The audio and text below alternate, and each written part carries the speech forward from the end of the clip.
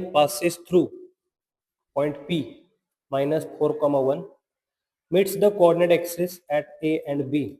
If point P divides the segment AB internally in the ratio 1:2, then the equation of the line is which आहे.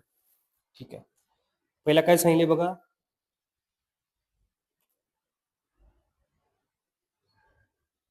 X and Y axis draw करूया.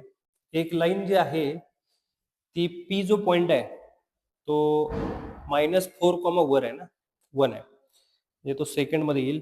-4,1 line त्या पॉइंटमधून pass झालेली आहे. ही line pass केली बघा, जी X ॲक्सिसला at point A ला कट करते, वाय ॲक्सिसला बी पॉइंट मध्ये कट करते. ठीक आहे.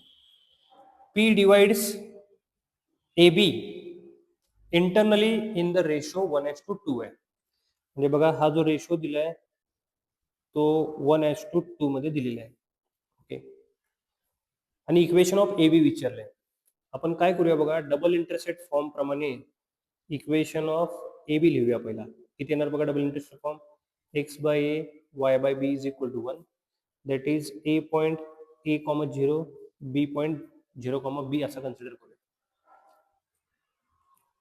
परत बघा आता पॉइंट जो पी आहे ना, point P divides A be in the ratio कुठला आहे 1:2. तर इथं आपल्याला सेक्शन फॉर्म्युला वापरता येईल. सेक्शन फॉर्म्युला कसा आहे बघा, -4,1 हा जो पॉइंट आहे तो डिवाइड करतोय, तर 1 into 0 plus 2 into A upon 1 plus 2 comma परत my2 1 into B plus 2 into 0 upon 1 plus 2 section formula use केला.